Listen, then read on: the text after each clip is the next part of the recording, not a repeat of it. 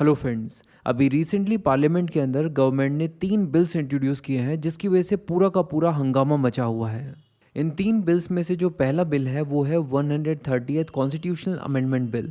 और इस बिल के जो चेंजेस हैं उन्हीं चेंजेस को यूनियन टेरिटरीज़ और जम्मू एंड कश्मीर के लिए अप्लाई करने के लिए ही 2 एडिशनल बिल लाए गए हैं जिनका नाम है government of union territories amendment bill 2025 और Jammu and Kashmir reorganisation amendment bill 2025।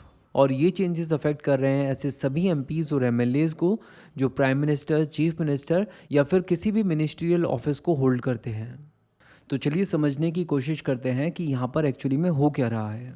तो देखिए, ये तो आपको पता ही है कि किसी भी एमपी, एमएलए या मिनिस्टर के खिलाफ अगर कोई भी एफआईआर होती है किसी क्रिमिनल केस के अंदर तो पुलिस, ईडी या फिर सीबीआई जैसी एजेंसीज उसको अरेस्ट कर सकती हैं।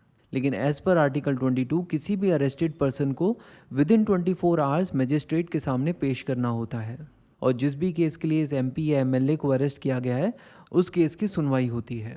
और ऑब्वियस सी बात है कि केस लंबे चलते हैं और फैसला आने में समय लगता है। तो ये जो पूरा का पूरा पीरियड है जब तक ये केस चल रहा है, इस पीरियड के दौरान एमपी या एमएलए को अंडर ट्रायल कहा जाता है। और ज़रूरी नहीं है कि इस पूरे के पूरे पीरियड के दौरान एमपी या एमएलए जेल में रहे। इस पीरियड के दौरान वो बेल भी अप्लाई कर सकता है और अगर बेल ग्रांट हो जाती है तो वो उतने समय के लिए जेल के बाहर रह सकता है।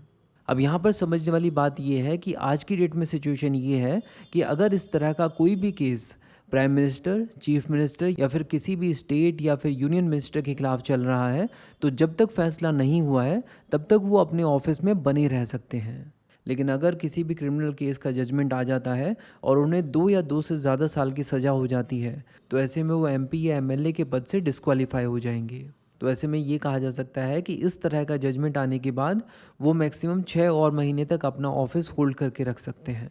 तो आप देख सकते हैं कि अभी के समय में प्राइम मिनिस्टर, चीफ मिनिस्टर या किसी मिनिस्टर के खिलाफ कोई केस चल भी रहा हो तब भी वो एक बहुत लंबे समय तक अपने ऑफिस को होल्ड करके रख सकते हैं। लेकिन अब जो नया बिल लोकसभा में इंट्रोड्यूस किया गया है that is 130th constitutional amendment bill. इस बिल के अंदर ये प्रावधान किए गए हैं कि प्राइम मिनिस्टर किसी भी स्टेट के चीफ मिनिस्टर, इसके अलावा स्टेट या यूनियन मिनिस्टर को अगर कंटिन्यूसली 30 दिन तक जुडिशियल कस्टडी में रखा गया है तो उसके वेरी नेक्स्ट डे यानी 31st डे को उन्हें अपने पद से रिज़ाइन करना होगा।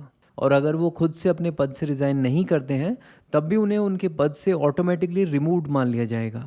कहने का मतलब ये कि 130th कॉन्स्टिट्यूशनल अमेंडमेंट बिल के through prime minister, chief minister और मिनिस्टर्स के लिए एक तरह का फोर्स्ड रेजिग्नेशन इंट्रोड्यूस किया गया है। और इसी को लेकर बहुत ज़्यादा कंट्रोवर्सी क्रिएट हो रही है क्योंकि अभी तक ऐसा माना जाता था कि you are innocent until proven guilty. लेकिन इस प्रिंसिपल को इस बिल के अंदर फॉलो नहीं किया जा रहा है क्योंकि जजमेंट आने से पहले ही मिनिस्टर्स को फोर्सफुली रेजिग्नेशन देने के लिए कहा जा रहा है। बट इससे पहले कि हम लोग देखें कि दोनों पक्षों के लोग इस बिल के बारे में क्या कह रहे हैं, सबसे पहले ये देख लेते हैं कि ये बिल हमारे कॉन्स्टिट्यूशन के कौन कौन से आर्टिकल्स को अमेंड कर रहा है। तो हमारे कॉन्स्टिट्यूशन के जिन आर्टिकल्स को ये बिल अमेंड कर रहा है वो आर्टिकल्स हैं आर्टिकल 75 जो कि यूनियन मिनिस्टर्स और प्राइम मिनिस्टर से रिलेटेड है, आर्टिकल 164 जो कि स्टेट मिनिस्टर्स और चीफ मिनिस्टर से रिलेटेड है, और आर्टिकल 239 AA जो कि मिनिस्टर्स इन दिल्ली से रिलेटेड है। आर्टिकल 75 में कहा गया है कि union ministers and prime ministers hold office during the pleasure of president. यही सेम कंडीशन आर्टिकल 239 AA के अंदर मिनिस्टर्स इन दिल्ली के लिए भी है। लेकिन स्टेट मिनिस्टर्स और स्टेट के चीफ मिनिस्टर के लिए आर्टिकल 164 में लिखा है कि they hold office during the pleasure of governor. लेकिन अब यहाँ पर 130th कॉन्स्टिट्यूशनल अमेंडमेंट बिल के थ्रू आर्टिकल 75, आर्टिकल 164 और आर्टिकल 239 AA के अंदर वो 30 डेज़ वाली नई कंडीशन इंट्रोड्यूस कर दी गई है। और इसको लेकर पूरा का पूरा बवाल मचा हुआ है। गवर्नमेंट का कहना है कि हम लोग इस बिल को इसलिए लेकर आए हैं ताकि कॉन्स्टिट्यूशनल मोरालिटी को अपहोल्ड किया जा सके। वो चाहते हैं कि ऐसे मिनिस्टर्स जिनके ऊपर सीरियस क्रिमिनल केसेस चल रहे हैं वो अपने पद पर ना बने रह सकें। दूसरी तरफ अपोजिशन सरकार को ब्लेम कर रही है कि वो इस बिल के थ्रू किसी भी स्टेट की चुनी हुई सरकार को आसानी से कोलैप्स कर सकती है क्योंकि इन्वेस्टिगेटिव एजेंसीज के थ्रू किसी भी मिनिस्टर के ऊपर सीरियस चार्जेस लगाना और उनको अरेस्ट करने में तो कोई ज़्यादा बड़ी प्रॉब्लम है ही नहीं। इसके अलावा अपोजिशन का ये भी ब्लेम है कि इस कॉन्स्टिट्यूशनल अमेंडमेंट बिल के through innocent until proven guilty इस प्रिंसिपल की धज्जियाँ उड़ाई जा रही हैं। तो ये थी details 130th constitutional amendment bill की। यूपीएससी के लिए इंडिया की हिस्ट्री, इंडियन पॉलिटी और इंडियन इकोनॉमी को डिटेल में कवर करने के लिए बुक्स ताबा की प्लेलिस्ट को फॉलो कीजिए। Thank you so much for watching and supporting books Taba.